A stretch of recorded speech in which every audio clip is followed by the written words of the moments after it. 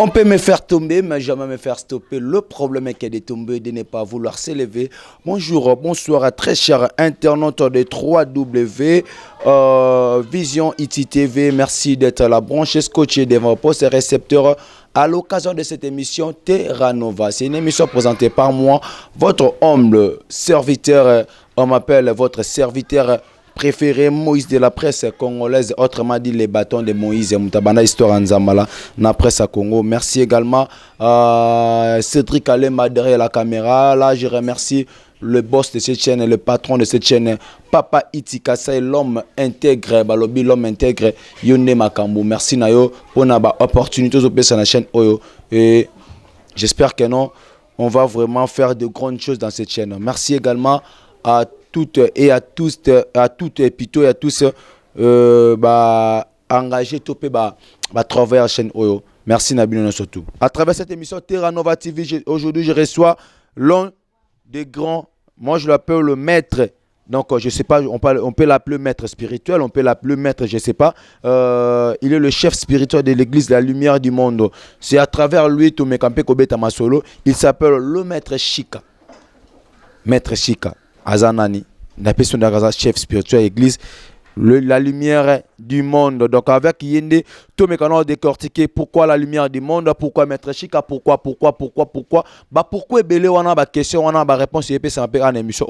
Donc vous avez toujours branché, scotché, déjà, je demande à celui qui est derrière la caméra, Cédric Alema Nzambe, celui déjà qui a balancé, déjà invité dans le lot, on est déjà sur Nazanan déjà. Voilà, il est là déjà, il s'appelle Maître Chika.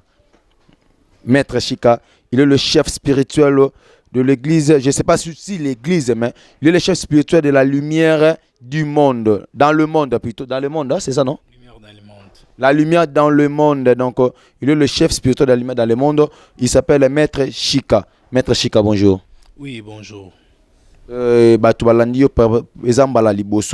Tout yambayo na émission oyo mais na chaîne oyo confirmation B3 TV ezamba liboso te na ba chaîne sous zamba liboso yambayo soki ya koloba na bato oyo bayebi Maître Chika à travers confirmation B3 TV à travers partout dans le monde moi liloba ezanini. Oui, Maître Chika ningo tukoloba na azali visionnaire ya centre spirituel la lumière dans le monde. Donc centre spirituel la lumière dans le monde ezali créé depuis la nuit des temps. Et Maître Chika fit partie il y a centre spirituel la lumière dans le monde. Donc nalinga les ali mpole na kata mokili. Merci beaucoup Paulé na kata mokili bomoni bino moko Maître Chika azali chef spirituel ya la centre la lumière dans le monde. Maître Chika, pourquoi la lumière dans le monde? Pourquoi mona yo boye nde ba jarabino boye yo za moto cha lumière te mais yo nimo za lumière dans le monde. Genre ni na lumière ilingo pesa bato. Oui, lumière, tous allez kolobela, ils a juste ya enseignement. Et ceux qui m'ont commis enseigner, et nde moto ana commis na mpole na katina ye. Nde moto ana a petoli mwinda we ezali na katina ye. C'est parce que tout le monde a botama pona apelisa mwinda na kati ya mokili. C'est pour cela biso tozali centre spirituel la lumière dans le monde. La lumière o tozali kolobelezali à travers ya parole. Ezali à partir ya connaissance o tozali na yango tant to transmettre yango pa ya moto nde mutakomi na lumière. C'est parce que soki mutaza na connaissance te ezali lokola moto azali na kati ya ténèbres.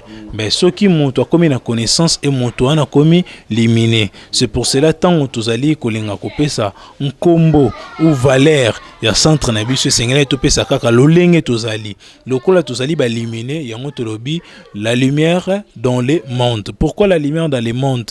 C'est parce que biso tozali ko vivre kaka na kati ya monde oyo. Donc sengeli topesa mpole na kati ya monde oyo. Nous sommes la lumière dans le monde. Les centres spirituels la lumière dans le monde. Donc l'ensemble de tout.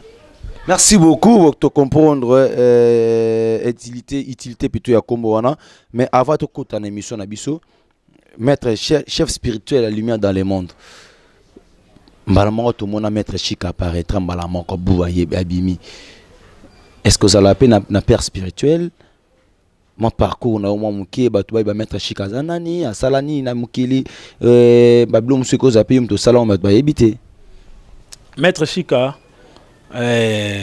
azali troisième de la famille et tant maître Chika salaki apparition na terrestre maître Chika akutaki papa azalaki musulman et maman azalaki chrétienne et maître Chika asali ba parcours na presque ebelé na kati ya mokili.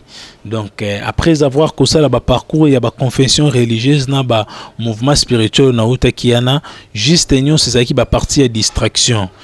Donc ba partie ya distraction. Le 14 janvier 2014 nde maître Chika akendaki na commune Otobengi Maluku. Et nakende ko zo petit frère na biso, c'est parce que histoire est un peu moins long et on a sauté, c'est parce que na komarape même histoire et comme déjà la partie aussi là dans 2 ou 3 semaines bah histoire en écrit. Voilà. Alors maître Chika tant akendaki kuna yaki kosala ke 14 janvier 2014. Voilà. Alors tant maître Chika bande kotambola nazalaki accompagné na disciple nanga, c'est parce qu'à cette époque là je faisais déjà de la magie mais na ba ordre mystique mosus, donc nande ko faire partenir na ba mouvement na nande ko kene, c'est parce que nazaki ce qu'on appelle un chercheur. Donc vous avez déjà maître mais il y a na ba domaine moko boy o ba banga mpanzwana na bandaki kotambola na ba domaine o bato belé ba yebaki. Alors tant to ko manada tswana et ko sala ke to bande kotambola na disciple et disciple on a ebisinga ah maître moi je suis fatigué, je m'aimerais qu'il na se reposer na sanzete ngala c'est bon ça va fonga na tambola na ngai. C'était la première fois pe rekoma na place wana ba benyango komina Maluku.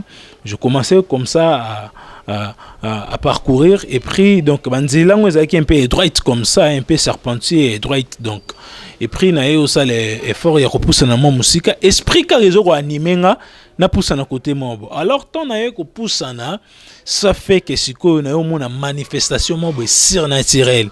Donc cette manifestation là na yo mona soukous volant. Donc soukous volant ezali ba biloko besprit batambola na ngo biloko ba ange batambola ngo donc ba outilo ba extraterrestre batambola na ngo. Alors na yo mona soukous volant et kiti sur terre boy. Donc à une dimension donc je ne peux pas vraiment expliquer ça. Et puis vous allez péka yomoko. Et puis partir na zalaki ka ngamoko et banzete donc la banzela nezaki mokuse. Donc na yebite sur ba x bande ko mona to ba y bande o mona mais par là na o mona ka na o zaka ko mimona ngamoko. Et ça fait que l'être wa bimiwana abengi ngai. Tango abengi ngai fils de l'homme na s'approcher et ton na s'approcher a une seule chose nyonso bande ko luka comme parcours ya vie na yo et c'est réalisé à partir d'aujourd'hui. Monter to la qui soit caché peut to la qui soit ezali et to peut sa mission et ça fait que monter où donc na koti na kati ya char wana oui ya soukous volant ton na monter na koti na kati et directement donc j'ai vu des manifestations surnaturelles. Tout ce que les prophètes ont enseigné, tout ce que les maîtres ont enseigné, j'ai vu ça en un clin d'œil.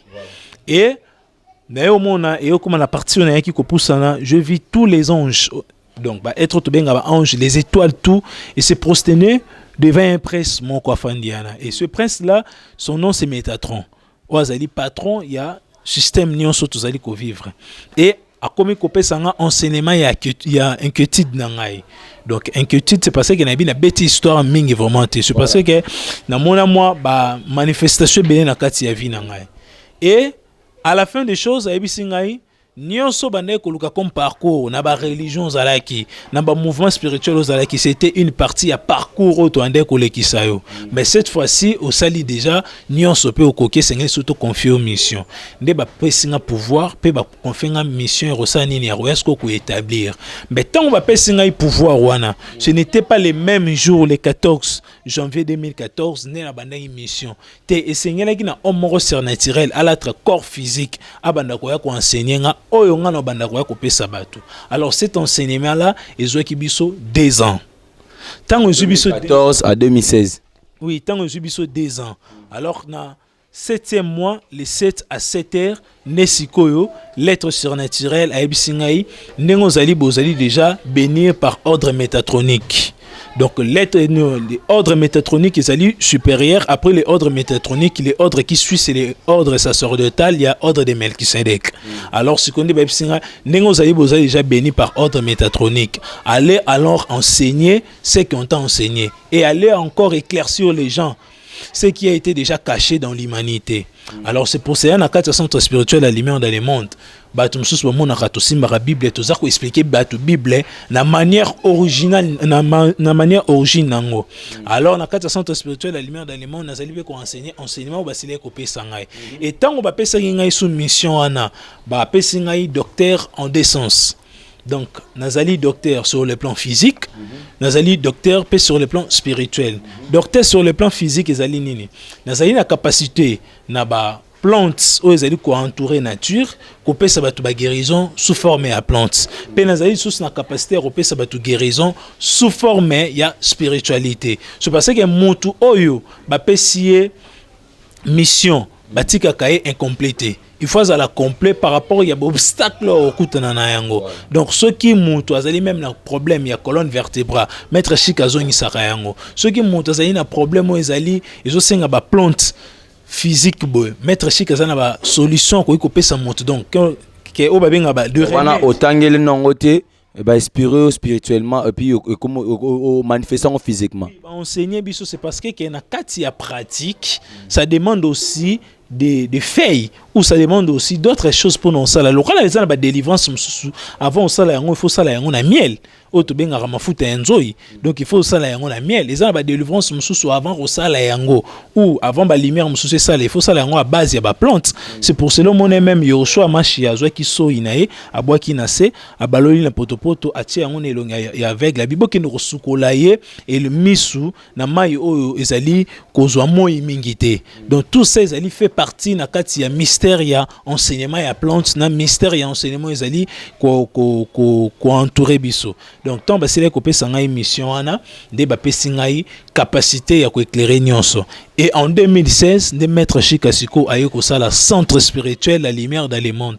Pourquoi tout ce centre ezali donc l'ensemble ya nyonso biso to boya ramontuté to zo ramontu nyonso poto pesa e lumière et montona comme illuminer c'est parce que montu nyonso botama luminer na kati ya vie na e.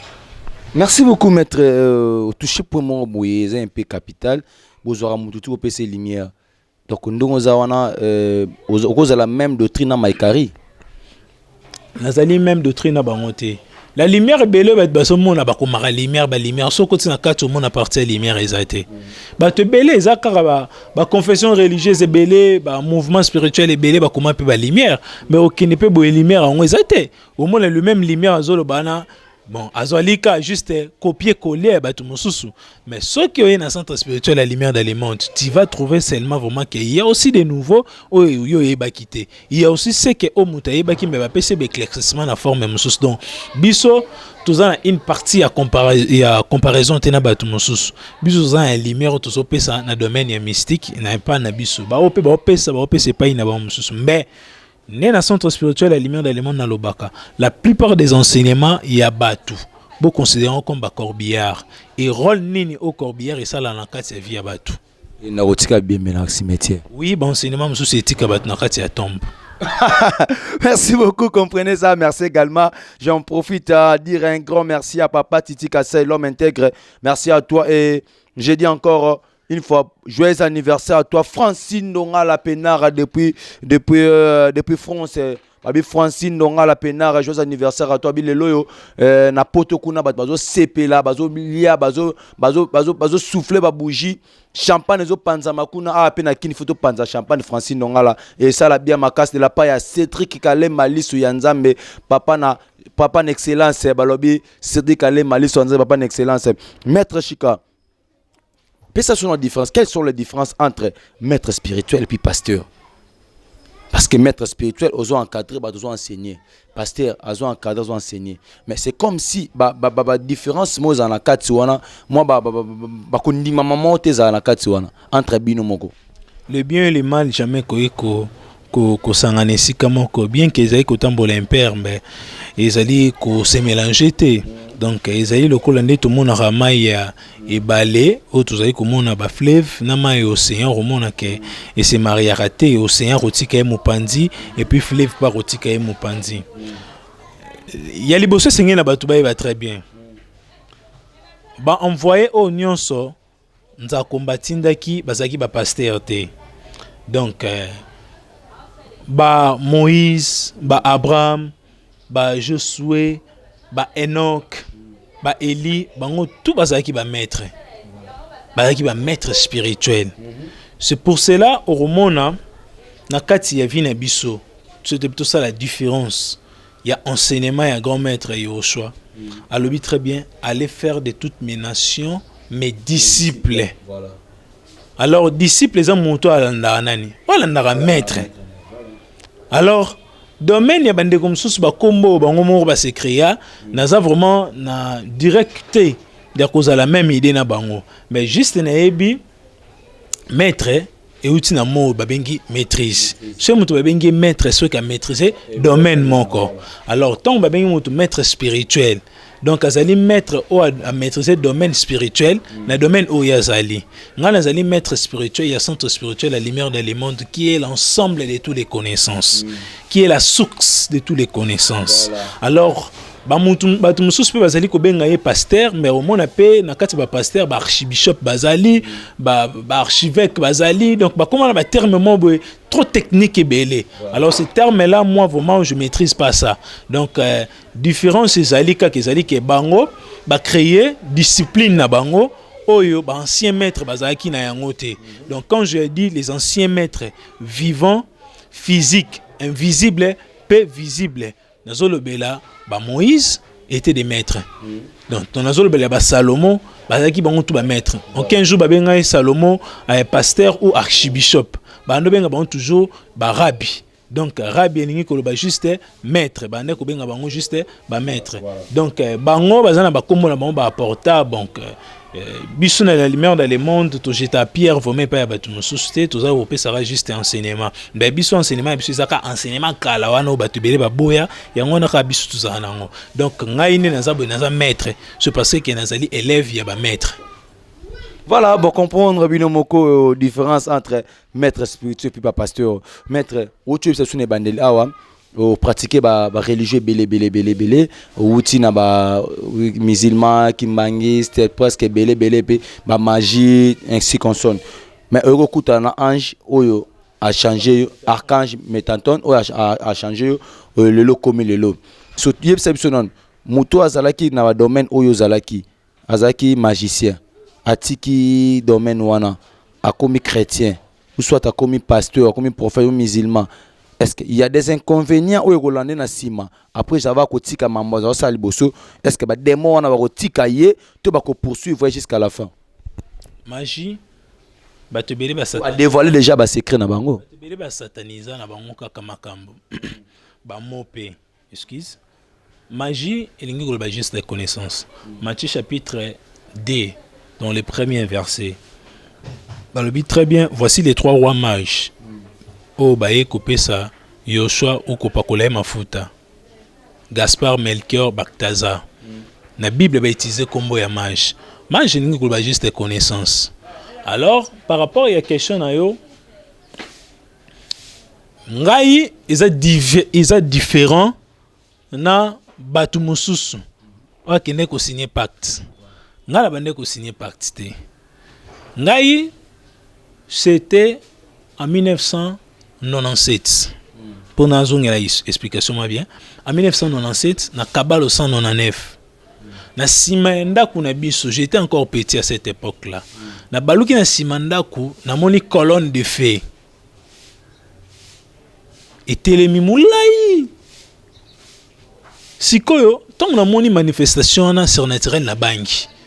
Viens encore, j'étais petit, nazanga moi en forme à expliquer. Na yena beteli papa na biso. Et puis attends na tel na sima na moni moto mo ezo pelebele. Papa le roi monenga moi moké, il a pris ça na négligence. Abikaka peut-être ça va penser. Oh. Parce que depuis nazaki bongo, esprit na ngezo le belanga eloko moko. Et ça fait que ndena lobaki na botami na deux confessions religieuses, ba pasteur mo bayara na ndako. Jo ba pasteur bayana ndako. wana tokomi na 1999 na bosa na badate sana te ba pasteur mo ba yo ya na ndaku bande ko prier na mama na bi na profiter na expliquer pe ba pasteur likambo na senini na monaki na nzo bisa ba pasteur atande na za boye na monaki manifestation moko boye na simanda ku boye boye directement pasteur ana kanganga ndoki abi mwana nda za boye leki ndoki seke wana ezaki avion yaki ozwaye akende koloka banini pesa biloko opumbwa na bango mbala moko banzo bisa mama na biso mwana komi ndoki photo ya ba délivrance tout consonne les choses deviennent sérieuses dans l'immédiat. Vu que j'étais petit, donc on y est battu. Pour expliquer nini. Donc à cette époque-là, Nazaki n'a pas 9 ans, 10 ans. Donc on a expliqué nini. Et puis Bazaki va mikolo. Père et koti kati nangai directement bandu ko intoxiqué maman kenaza ndoki. C'est par là sikoyo vie morale nangayo sanini et au beba. Donc je commence à me poser des questions. Ngai mutu na poser question expliquer pour ba pesa nga réponse mais ba kanga ba mondoki. Et s'éclater na famille pour ton enfant na lupango famille et directement ba bengani biso na lupango famille. Papa na maman to perdre pe stabilité vie to saki nango to fanda e pa na biso na Gombe. Tant to fanda na Gombe na avenue Modésart. Tant to fandana lokwa sango epantane déjà ke na ndoki ba cousin nga bazaki ana ba parents na ba bangi de père ke do basani no lesa bango kindoki wana esko ba manifestation ba kutino ba komi ko régner la l'an 2000 esko ba église de réveil vont mesui ampleur donc ba pasteur ba remplacer nzambe na kati ya Congo siko nga na sibisko toktira ba pasteur donc et au sala ke ba bengani biso voire même wana to koma sko na loa na Loa te na Loa avenue Loa numéro 111 dans commune à Kinshasa. Donc à partir de cela vers l'an 2000 l'an 2001 papa comme tinda biso na ba prière comme donc to komi mon union à cette époque-là et comment keneka na exorcisme toujours kende air mon église assez musée pour na basala exorcisme pas ba yo consciemment oui que na za ndokité mampelenga na yebi ngote. Tu vois des choses on a bande ko sibé donc ce parcours na ngezala kinde bongo nga musko na comme ko se poser ba question na comme na ko avoir même une église dans le baké na zandoki bolongo langa kindoki donc moral et bébé qui mon frère donc na linga kuto beta histoire na teka le na beti yango mais na préféré na koma yango je pensais que au moment que j'écris ça des larmes vont me quitter pour nous ça vraiment explication bien donc à partir de exhibition na ngana na ndeko sibir né na créer ce révolte spirituelle ngamoko donc comme ce ko kende ko ça à quel âge donc on a bête déjà c'était déjà parti de 10 ans 9 ans 10 ans déjà na bandi déjà donc makambwana manifestation les aïe déjà à l'âge de 10 ans mais tant comme na 2011 donc on a avancé qui déjà donc na comme ko ça la recherche de 97 au Sibi Bablo Ranati na 2009 ti na 2011 était na ko Sibi rango ti en 2004 2005 donc 2004 vraiment et ça qui du sous kolobamate c'est parce que na vu que ba komo mona ngana ensemble la trop na komo sangisa et papa na maman pe ba ko kabwana. Donc tant peu papa na maman pe ba yo kabwana donc ils a cause à babilo qu'on a presque belle personne avec un nous a cause à séparation à papa na maman donc dans naza parmi ba fruits il y a ba malheur même aussi mes frères ou to kolena bango papa mon maman ko il y avait aussi de mauvaises paroles bande ko lobananga donc c'est ça et l'eau que ça il s'est révolté ngai vraiment comme vraiment la spiritualité à vrai donc na recherche na ngana ndenyo sonde au mona en 2014, en janvier le 14, nous avons une manifestation surnaturelle pour tout ce qui est parcours c'était juste des expériences où tous les qui pour la vraie spiritualité. D'ailleurs, ceux qui ont appelé ça les métiers, mais les lopés, naza enseigné, on a sali les lotés. Donc par rapport à la question na yo, nazongi bongo pour appeler ça tout éclaircissement. Par rapport à la question na yo, elingi kolobake ngai nazali ndenge mokote na batu mususu. Alors siko batu oyo bazalaka kakende ko ça la pratique. Ake osala engagement mon bena diable et que assis engagement na te ya ki ko dénoncer makambo abande ko sala na il faut dénoncer en spirituel pour ceux qui a dénoncé en physique et aussi la kotikate et c'est là dénoncer en spirituel mais et c'est pas très bien que dans le domaine tout il y a spiritualité conséquences ezalaka conséquences ezala même ate pas diable conséquences ezali ate panzambe soko respecter ba loi na été doit toujours conséquences parce que la Bible nous dit tout se paye ici bas.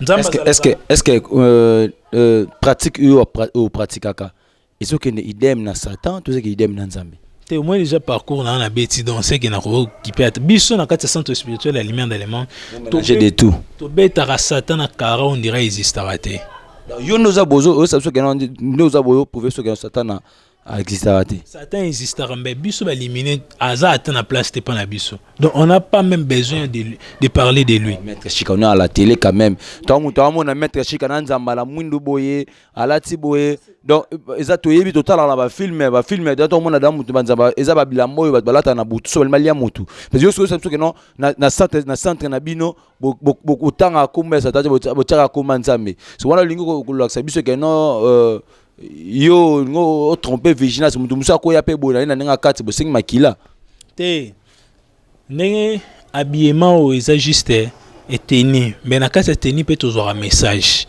na kati spiritualité signe message ya signe ezali message ya habillement ezali message ya couleur ezali d'ailleurs non humanité neza besoin na ndenge na ngotambolaka voilà univers ezali conçu par des mesures et des poids et des lois où ezali kosimba univers. Le même chose peut lundi, mardi, mercredi, jeudi, vendredi, samedi, dimanche. Eza coloré pe na ba couleur nango et chaque couleur a aussi sa signification, a aussi des rôles ya kosala.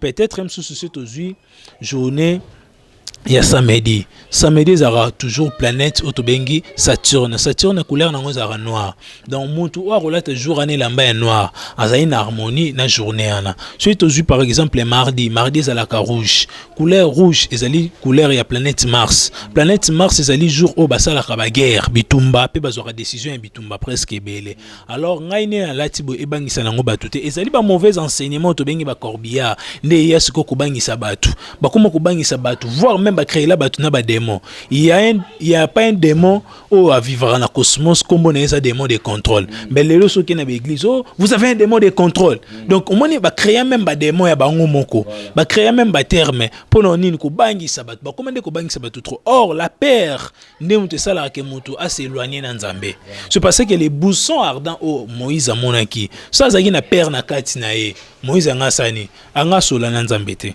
lokola longola ki peur na kati na ye apusani nda sa nini asola ki na Nzambe alors siko mutu sengene na alongola ko banga donc et pas na biso centre spirituel la lumière dans le monde to enseignera ni diable to invoquera ni diable.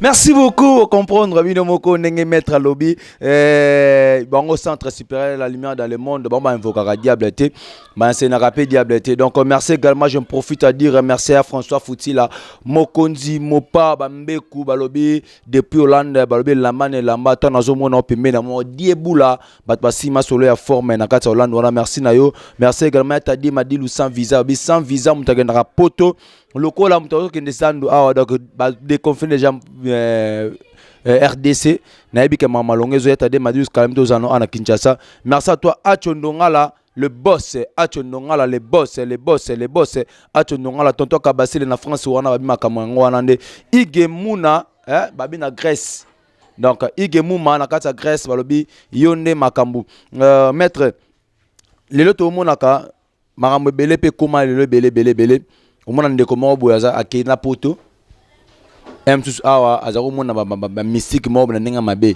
mais akepe poto boye kindoki ya awa elandi tina poto to mona ngo mando kumsa ke poto kuna ko molota ba mama na biso tata na biso tata mwasi na biso bimela nga na butu alobela nga boye est-ce exact réel mutu a voyager na pays musu libanda ke na mboka mindele kindoki na biso awa elandi etikuna pe ebendi ezongisi su awa.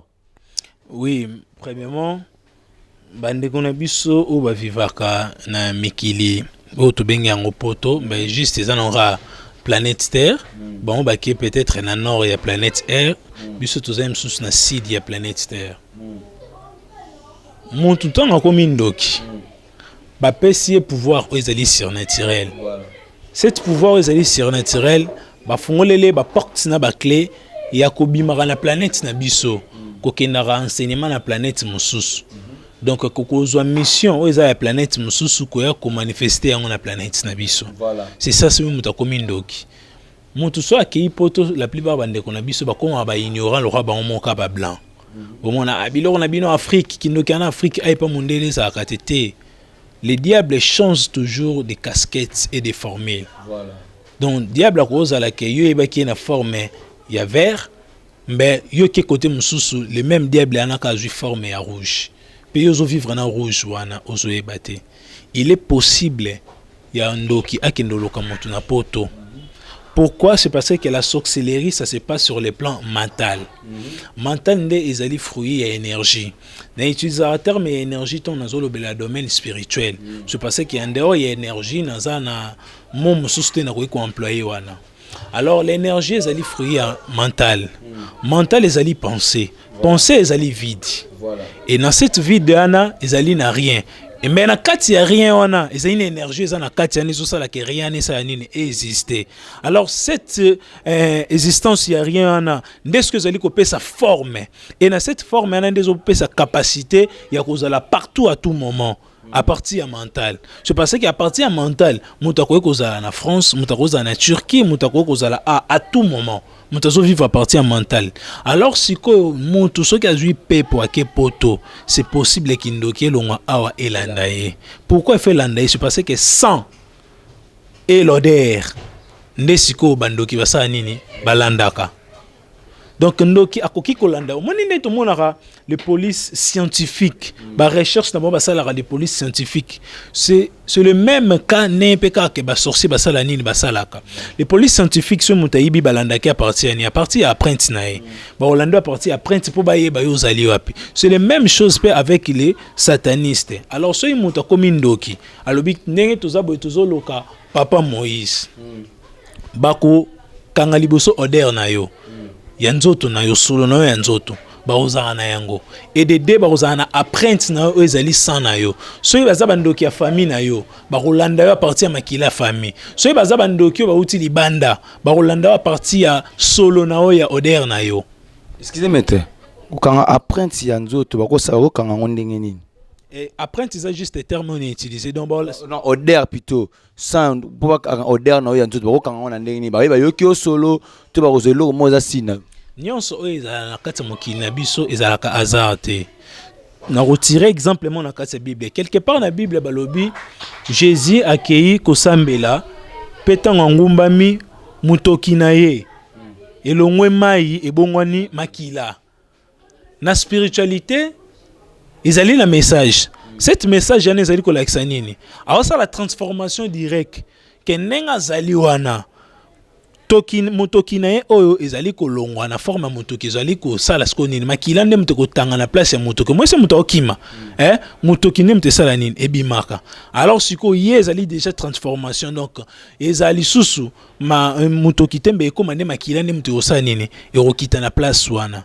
Par là ce qu'on a tiré exemple na poto za na compréhension de nini tant muto azali kotamba na kati ya vie ndenge muto tokaka mutoki ebimaka na kati ya muto. C'est ça l'identité de l'être humain. C'est ça l'odeur de l'être humain. Et cette odeur-là, il faut que vous n'allez pas en sorcellerer. Donc c'est pour cela que mon arabando qui me soucie na technique qui est lamba. Ah, na tindeli bino bilamba. Ou na tindeli eloko mobo lati elamba morobo ezalaki na malédiction. Et tant on lati yango directement, tant on kara yo toki, cette malédiction na mbamo ekoti na kati ya motoki na yo. Ozo comprendre la technique spirituelle des alaka. Donc mutum susonde batum subalwaran to sa famille na etendeni akoloka ngai. Non, ndo kya ko koloko à partir motoki na yo. Ndo kya ko koloko à partir tant même okimimba ngo bwa pesu mbote directement en sorcellerie. C'est parce que kendenge za bwa partir ya pona biso communication zali koleka. C'est parce que le main gauche et la main droite zali ba type sensoriel les na kati na biso. Et à partir ba type wana transmutation et énergie pesa la nini et passa kana kati wana. Donc ce qui mutu akepoto ndoki akoki kolanda parti ya solo na ye et ndoki akoki voir même kolanda ya parti ya makila na ye. Donc ezali vrai ndoki alanda même na poto, alanda même na Afrique, même na Asie. Donc ndoki ezali partout. Parce que pratique kolanda yo bongo et sengelo sala ba pratique oyo kokata ye et fait wana. Yango wana moi na kati ya centre spirituel la lumière dans le monde. Tant mutazo sala pratique to ebiso fotumba à 100. Et cet à 100 là, ils aura déjà concentré. Pourquoi? En moment que yo zali déjà ko sala rituel. Odeur ya asana et ko remplacer odeur ya nini ya motoki na yo. Et directement tant on doki yo lokayo na place à lokayo fluide déjà ya asana et protégé déjà. C'est pour cela même dans le livre Matthieu bazali ko laksa ke faut ça asan na côté ya droite na yo et pe la pembeni na yo. Donc asan peut sera très important na kati ya prière. Voir même si muto sambele faisanga na moto pe appeler sa bougie. C'est parce que fait ya bougie ana izali ko ça la même transmutation et izali même ko transformer sans abisso. Donc je nakoza pe na osambela na nganzambe na ndako na zwa sana pelisi pembeni. Et yeko kende ko déranger ba démon. Donc si ka tout mutu so nga télé même munanga so na style politique en ça wana qui ko remplacer fait partie na kati ya wana. C'est parce que devant trône ya Nzambe ngai na monaki ya senza kopela wana. Parce que quel est le rôle de Asan devant trône ya Nzambe? Donc Asan zali pe na ba rôle presque belé à protection, Asan zali na ba rôle presque na ba définition belé. Na prochaine émission to ça la to décortiquer siko le rôle ya Asan na rôle ya bougie. Mais na pesika batu et sengeli ba très peu temps opelisa bougie et chanzaka directement état d'âme ya Asan na yo temps ozo ko ça la concentration. Donc ils allaient directement ko changer état d'âme ya sana yo. Et tant on a dit que ça la bougie, ils allaient maman que ça la perturbation et la fréquence que bando qui va sanil ba sila ko zoyote. Donc pondo ka zoyote et seigneur le kana kati ya pratique ou ko kata balié wana. Merci beaucoup maître. Il y a une question biyelinga ka nongo lobi boye. Mutu moko boye nongo lobi ba ko zone la. Est-ce que yo zape capable ya ko délivrer mutu par exemple bando ki ba simbe la manaye bando ki ba zo eloko moko yaye. Nous sommes capables de faire revenir voir même moto oyo akufi qui est mort ou ezalaki établi te ponaye. Donc tout ce qui ba pratique nous c'est ça facile pour nous ça la yango. Donc maître Chika azali généraliste ya ko sala ba pratique oignon c'est ali bongo. Donc c'est ça. Merci beaucoup maître Chika. Rapidement maître Chika to lo baboy. Nengo to subi sabiso awa. Moto oyo akoti par exemple na temple. À côté, par exemple, na ignorance, yemora yebita à côté na temple, parce qu'il y a d'autres personnes qui sont là. À côté taboué peut-être, il pas mettre chika, mais à côté na temple mettre chika après dans abima qui. Na sima na ye, ba inconvénient côté ka ozoué na sima. Temple premièrement, ils ont endroit, mais le vrai temple ils allaient corps ya être humain. Il y a un moment ils allaient première temple. Temple oyo ça les la manifester quoi. Temple oyo ba mettre. Tout ça un temple négatif. Un temple positif. Alors, ce que question est ali, soit moutaniati temple est ali positif ou soit moutaniati temple est ali négatif. Temple spirituel. Temple, chaque temple est ali spirituel. Ils allaient distribuer dans 3 étapes. Les premières étapes, c'est les corps. Voilà. Les deuxième étape, c'est la âme. Les troisième étape, c'est l'esprit. C'est pour cela que même la arche, il y a Noé, au monde qui est dans 3 étapes. Zaki na étape banyama, zaki na étape batu, zaki na étape ya babiloko olia tout consonne nga salaki. C'est la même chose pe na kati ya temple ya David, ya Salomon, ba temple nyonso Moïse zaki na lié saint, na lié très saint. Alors avant monto kota na kati ya temple, il faut ça la désigner na kati ya temple. Voilà. Donc monto ko za la suki na temple na première position où ezali les temples ya corps, monto zali ko suka na deuxième temple ezali na âme et monto ko atteindre peu dimension ya troisième temple. Donc mais avant monto à entrer na kati ya temple et sengel na monto azana en harmonie. C'est parce que quand on ba temple ezali ba temple ezali ce ya corps te, temple ezali ya construction ya bâtiment. So il va sali temple c'est que ezali na ba ezali na ba principe, pe ezali na ba force. Ezali surnaturel na ezali naturel et bomba miona de babengi en temple. Donc so côté na kata temple ya moto sans que ce soit un temple positif et un temple négatif so côté wana sans pour autant baba loi na yango mabe ko komela yo to remona yango na exemple ya arche de l'alliance. Tango bato bazui bayibi arche de l'alliance. Le même arche de l'alliance wana bato bayiba kiango et comme ko produire bango malédiction na kati na bango. C'est parce que kiango ko laksa ke arche de l'alliance wana bango bazaki censé te regarder yango. Et tango zongi e pa ba kolo nango bazaki garder et censé regarder yango et produire bango intelligence, pe la sagesse, PPC bango enseignement lumineux. Donc avant ko tchama ko na kati ya temple ya montu et sengeli o baba principe ezana.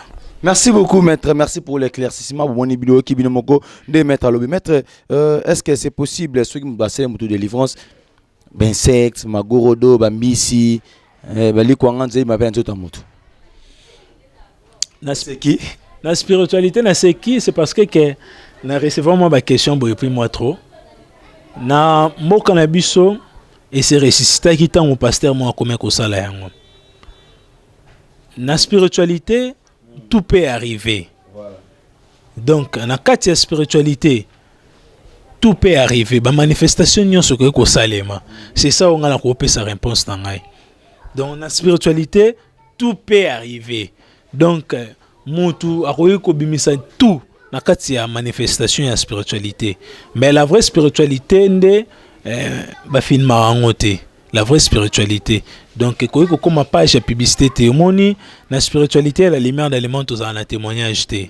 Donc, la spiritualité, tout ça, toujours un secret. Donc, il fait éthique à l'année, la partie où ils allaient au kit.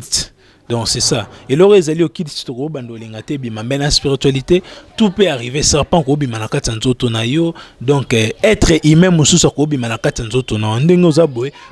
délivrance, mais être humain, donc, ils allaient, bon, ceux qui allaient, comme posséder, na être humain, vivre quelque part. Donc, beaucoup de être ana, bochepe, na kati ya molangi, ils ont battu dans la délivrance, na bimisa bango ba génie, qui na bimission génie, to faire apparaître génie, on peut te dégager. Donc, tout peut arriver dans la spiritualité, mais ça ne peut pas être filmé. Merci beaucoup, maître. On a déjà 5 minutes autour de cette émission. Question sur les aliboyés. Tout la pandémie qui a frappé le monde entier. Le monde entier va tomber dans la maladie du coronavirus. Est-ce que, maître, coronavirus, na ba mbote o ba epesi na coronavirus ba mbote na biso ya ba epesa na tout na ba koto ba ndeko mingi ba pasteur ba lobi ba mbote wana eza ba signe ya formation eza ba eker na compa eza ba kochela biso ba nini ba tindi ba tester biso na ba mbunzu awa na ba mbunzu boye eza ba signe ya temps de la fin ba zo marquer biso même marque ya 666 you était que maître spirituel tout ça. Est-ce que ça va bloquer à partir du temps de la fin? Tous les abilogo ils ont préparé par le monde satanique. Pour nous clair temps de la fin ont été commis. Mais pour nous clair temps de la fin ou marqué de la bête déjà comment on kala. Donc par là na inkolobanine. Moki les ali partir à distraction en Nzambe. Nzamba ebine mokili kende nende esukela. Ezana mutu morote, azana monopole yo ebso ke na minute ndeza boye univers local et commune na sukate. Hier mon jour c'est pelanda kata film nae. Marque de la bête est déjà présent depuis la nuit des temps. Tous allés de la bête. Et puis n'engé tous allés boy. Bah tu vas plonger dans Covid-19, c'est parce que ce n'est pas le premier pandémie beti mokili. Grippe espagnole PDG Zalaka. N'engé tous allés comme on ande balo Ebola. Oui, n'engé tous allés comme on a repéré ça na ba coup de bongo. Bah bien allés compana nini? Compana na eker. Compagnie eker ezali signe ya formation. Mais ba formation compagnie eker ni ko ba que les architectes, baza ba architecte. Il y a des grands de ce monde où ba créer ba virus soit na nyonso pour distraire ba tout. Donc eker na compagnie juste ni ko la saka ba grand architecte du système nerveux. Merci beaucoup maître donc dans ce que nous sommes bato balanda ki biso partout dans le monde bilobana ya souke puis pour bato bazo mettre chika ba osala ndeni. Il va sous les alliés, nous sommes azali, la posa ya assistance spirituelle, maître chez Kazali a la l'assistance spirituelle, nous avons la posa azala la guide comme conseiller, à orienter là-bas affaire azali kosala ou bien na makambo nyonso azali ko kosala ou bien gérer sa vie, maître chez Kabaza la partie conseil azali physique, la partie azali spirituelle. Alors si ko na montu nyonso o alini ko zo maître Chika et c'est lui ou azali na Montréal représentant azali kuna ou azali na France représentant azali kuna et ou azali na Angola représentant pe azali wana o bazali na Kinshasa ba kolekesika tozali kofutela na avenue Lukula numéro 35 na commune ya Bumbu. Et mon tour vous a dit plus il y a contact ils allaient plus 243 89 63 62 367 plus 243 89 63 62 367 on est numéro à maître. Merci beaucoup, très chers internautes. Merci également à vous tous qui étaient branchés de votre récepteur à l'occasion de cette émission Terranova. C'est une émission présentée par moi, votre humble serviteur, le bâton de Moïse de la presse congolaise. Quant à moi, je dis merci à celui qui était derrière la caméra, Cédric Akale Mali Swanza, mes papas en excellence. Merci à toi. Merci à toi, Vision ITTV, Balobi, partenaire, ma chaîne partenaire. Merci Nayo. Merci à papa Iti Kassai, l'homme intègre, Balobi. Merci pour la vision ITTV. Merci également à Francine Nongala. Joyeux anniversaire à toi, Francine Nongala. Nongala, Francine, joyeux anniversaire à toi depuis Paris. Merci à Igemouma, Babina Cress, Wana Yodesi Makamu. Merci à Tonton Kabassé, la France, Wana. Merci à toi, Acho Nongala, les boss. Merci à toi, François Foutila, Mokonzi, Mopao, Yabameku, Balobi Yonde Makamoto, Nazomona, Mona Dieboula. Badwasima, Solé, à forme na Hollande, Wana. Merci Nayo. Merci également à Hervé Koukou, et logo ya propre, babé logo ya propre, Hervé Koukou. Balobi yonde makambo, logo ya propre, Hervé Koukou. Ça l'a pe logo propre, Western ne peut aller, ça l'a pe bien. Ça l'a pe bien, ça l'a pe logo tech. Merci à toi, t'as dit Madi le sans visa. Mouto atika ngate, mouto solo rabia, t'as dit Madi le sans visa. Agenda poto, logo la mouto azo, moi na Londres solo. Maître chinois de Londres, na kasa Londres, wana papa star Azastar, Enus Congo. Na monio, mon frère Kelly Momo, MK10 match. Star ya makasi. Balobi Joko makasi na kati ya na mito so na azasko na France wana Kelly Mbongo Kalaming te ba équipe nationale bomona ye. Merci à toi Francine Ngembe ya ba Francine la patronne la baronne la sénatoriale balobi moi c'est appelé na kati ya Belgique mutasimbi bango to Francine Ngembe ma musala kitoko na bo cette équipe technique ezali nanga lelo. Là je remercie l'ingénieur Papi Moukalai balobi l'expert du métier, l'expert de métier ingénieur Papi Moukalai mutabimisi ba nebele. L'ingénieur Papi Moukalai, balobi cerveau ordinateur. Donc balobi Papi Moukalai cerveau électronique ya muto asimi makambo. Ya ingénieur Makasi, babi sur moni ba nebele na makambo ya Papi Moukalai. Merci na toi. Merci à toi André Senga Androus balobi misapi na machine wana nde André Senga Androus mita manipuler la machine ko lo mususu. Donc merci na bino tout bolinganga Moïse de la presse vous na posa na contacter na numéro oyo. Aux années, on a 243 90 17 71 313. Donc, le numéro aux années, plus 243 90 17 71 313. Wana Orozonga Moko Moïse de la presse. Ou sur commune à Facebook, Gucci Mabaya, Orozonga Moko. Ok, na page Facebook, na Terranova. Au Tindi, na demande na Orozonga. Ou sur la page Gucci Mabaya officiel. Donc, Nazawana, na Royamba Yamba. Ok, sur la Facebook, on met Moïse de la presse congolaise. On met Moïse de la presse. Au monde a bien Zambala, Nakoya Mayamba demande à nous tout. Quant à moi, je vous dis, et le courant ne me sort qu'à bon abîme. On peut me faire tomber, mais jamais me faire stopper. Le problème est de tomber, de ne pas vouloir s'élever. Ça, Moussa Malan, pour Bandi Mayo, ça peut Moussa Malan pour la bête beaucoup. Tant la bonne histoire en Zambala, on a passé. Et puis tant Bola Nango, Bola Nango peut na Malam. Nga, n'a pas moulka avant demain, oppose au boya. Ah, Yolanza Meno, mais n'a pas moulka avant demain, non.